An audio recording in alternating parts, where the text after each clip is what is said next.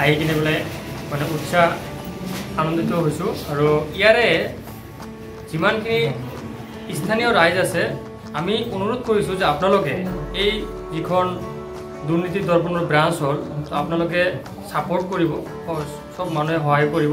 আৰু আমি আৰু এটা বস্তু আশা কৰিছোঁ যে দুৰ্নীতি দৰ্পণৰ যিসকল ৰিপৰ্টাৰ আছে, সাংবাদিক বন্ধু আছে, সিহঁতে যে ভালকৈ স্বচ্ছ আৰু নিকাভাৱে কাম কৰে, ঠিক আছে, এইটো আমি আশা কৰিছোঁ। আৰু চৰকাৰৰ প্ৰতি আমাৰ আৰু এটা কি আছে যে আপোনালোকে আমাৰ যিমান সাংবাদিক বন্ধু আছে চবকে আপোনালোকে পূৰ্ণ মৰ্যাদা প্ৰদান কৰিব লাগে, ঠিক আছে।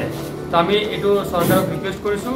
আৰু আমি এইটো এজন ভাৰতীয় নাগৰিক হিচাপে আমি আশাবাদী যে আমাৰ যিকোনো চৰকাৰ আহিব, চৰকাৰটো উত্থান পতন আছে, আজি এইটো চৰকাৰ আহিব, কালি বেলেগ চৰকাৰ আহিবই পাৰে, যিহেতু গণতন্ত্ৰ হয়। বাট আমি এটা বস্তু ৰিকুৱেষ্ট কৰিছোঁ যে আমাৰ যিমানখিনি চৰকাৰ আহে, আমাৰ যিসকল সাংবাদিক বন্ধু আছে সিহঁতসকলক আপোনালোকে পূৰ্ণ মৰ্যাদা দিব লাগে, সম অধিকাৰ দিব লাগে, চবকে একে চকুত চাব লাগে, কাকো আপোনালোকে বিভাজন কৰিব নালাগে। আৰু ইয়াৰে স্থানীয় যিমানখিনি মানুহ আছে সিহঁতক আমি ৰিকুৱেষ্ট কৰিছোঁ যে আপোনালোকে এই দুৰ্নীতি দৰ্পণৰ যিখন কাৰ্যালয় আছে আপোনালোকে ছাপোৰ্ট কৰক।